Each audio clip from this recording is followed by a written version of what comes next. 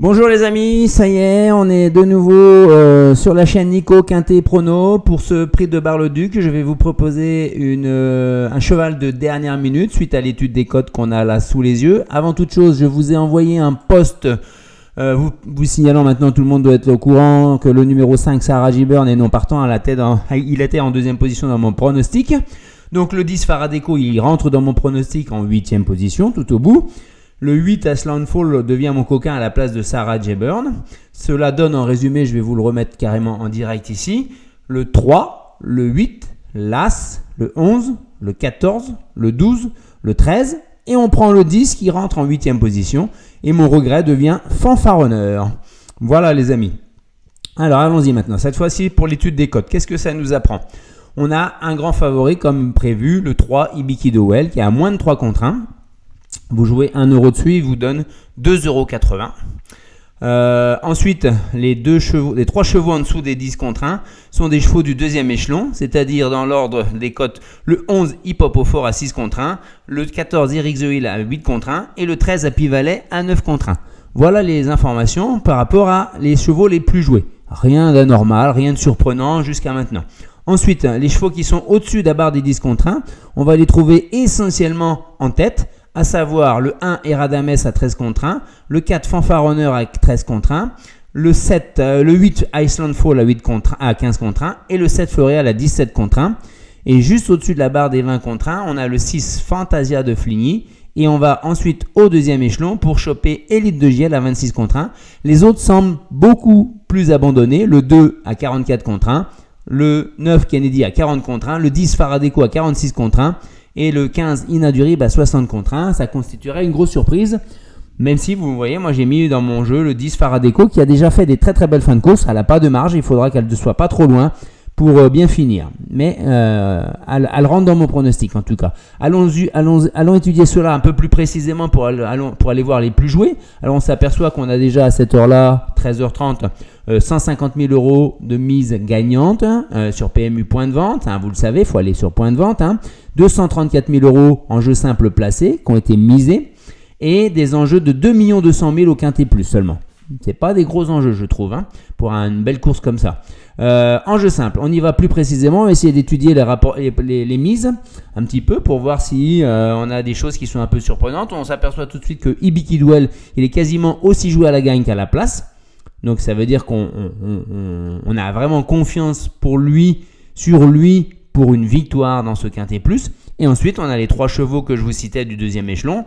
Le 11 Hip Hop au fort, le 14 Eric The Hill et le 13 Happy Valley. On peut s'apercevoir là qu'il n'y a rien d'anormal, on va dire, dans les proportions de mise entre la différence entre gagnant et placé.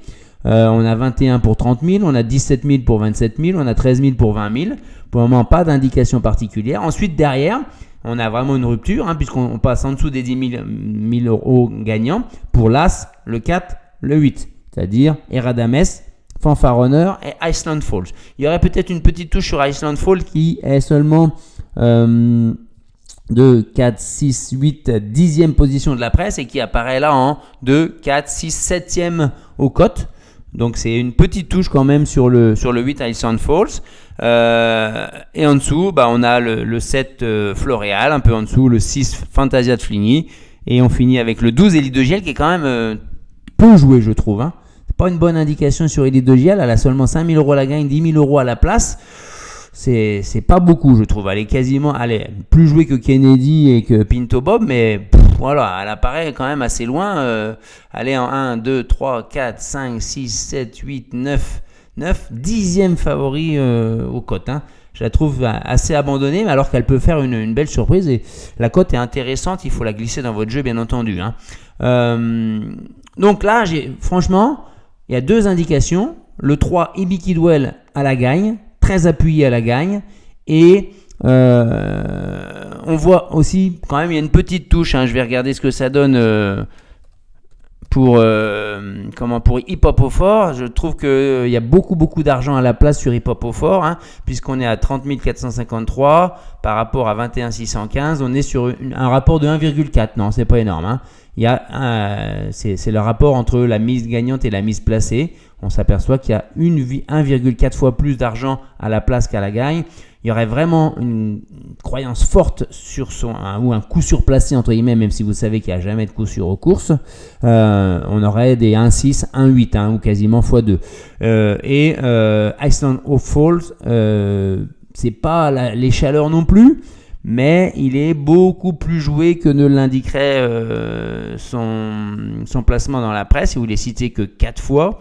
Le turf l'annonce à 23 contre 1 et finalement on a seulement 15 contre 1.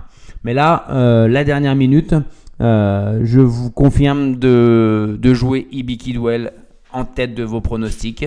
D'habitude, moi je suis un peu comme ça, hein, quand je vois un cheval qui est très très joué, regardez, en tiercé, on va regarder non pas les masses d'enjeux mais la répartition des enjeux, et on voit quand il est joué en premier, on s'aperçoit que Ibi Kidwell, il est à 40% de vos tickets, dans 40% des tickets tiercés, il est mis en premier.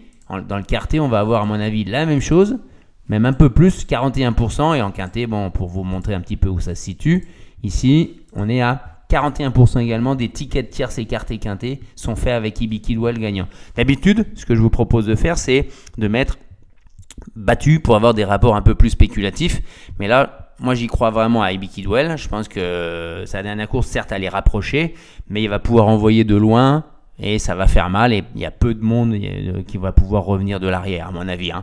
Donc, ma dernière minute pour ce tiercé quarté quinté du prix de Bar-le-Duc. Je confirme mon cheval en béton, celui que je vous mets en premier dans mon pronostic. Ibi Kidwell, les amis. On se retrouve dans l'après-midi pour une superbe vidéo sur le prix de Bourgogne de demain. Hein. J'ai déjà des idées assez claires à ce sujet. Allez, bye bye, bonne journée, bon week-end.